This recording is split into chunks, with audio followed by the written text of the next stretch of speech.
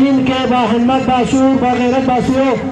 اور لوگوں کو خراج تحسین پیش کرتا ہوں۔ آج ایک مرتبہ پھر کل ارض کربلا کل یوم عاشورہ کے لیے ہم لوگ یہاں پر عالم بغاوت بلند کرنے کے لیے جمع ہو گئے ہیں۔ اسلام آباد کا ایک صوبہ ہے خیبر پختونخوا، گزشتہ کئی ماہ سے پارا چنار میں قیامت صغریٰ کا سما برپا کیا ہوا ہے۔ کل تک میں سمجھ رہا تھا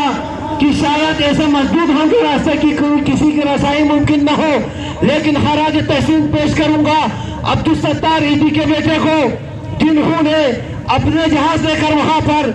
اپنی جو ان سے ہو سکتی تھی ان کی بساط کے مطابق انہوں نے ان کے مسائل حل کرنے کی کوشش کی۔ میرا ریاست پاکستان سے سوال ہے، آج سے چند سال قبل ہر تحریک کا ہیرو آغا سید علی رضوی ہمارے سرپرست ہیں، اور علامہ شیخ احمد ترابی صاحب یہ بھی ہمارے سرپرست ہیں، اور ایک ادنا سا کارکن کی حیثیت سے ان کے ساتھ ہر تحریک میں، ان کے ہر کاروان میں، ہر اس احتجاج میں شریک ہے، اور انشاءاللہ جب تک دم میں دم ہے دم میں خم ہے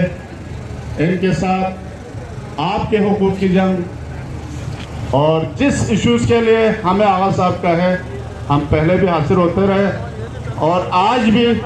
ہم انہی کے حکم پر یہاں آپ سے لب کشائی کر رہا ہوں۔ ظہور جلد کیجئے کہ وقت انتقام ہے۔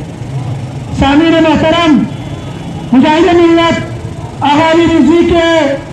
حضور بندے حقیر کا لب کشائی کرنا مناسب نہیں ہے، لیکن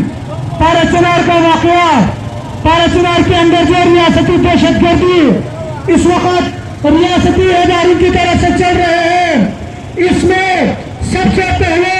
سرزمین پاکستان پر بسنے والے ان غیر شیعہ لوگوں کو یہ تاثر دینے کی کوشش کر رہے ہیں کہ پارا چنار والے اغیار ہیں، پارا چنار والے غیر ہے، کہہ کے کسی ایسے کٹ پتری، کسی ایسے سرکاری محکموں کی دلال، ایسے وزیر داخلہ محسن نقوی کے نام پر اس کو وزیر داخلہ بنایا جاتا ہے اور شیعوں کو ظلم کرنے میں اس کو حکم دیا جاتا ہے۔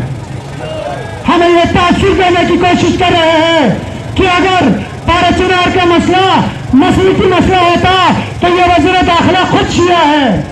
نہ ہم ایسے شیعوں کو مانتے ہیں۔ یہ امیر المومنین علیہ السلام کے دور میں خوارج کے خلاف یہ لوگ جو کتنے خوارج کے خلاف آپریشن کر رہے ہیں، دنیا کا سب سے بڑا خوارج اگر دیکھا جائے تو یہ ہمارے ادارے نظر آتے ہیں۔ شام کی سرزمین پر جب نواسی رسول حضرت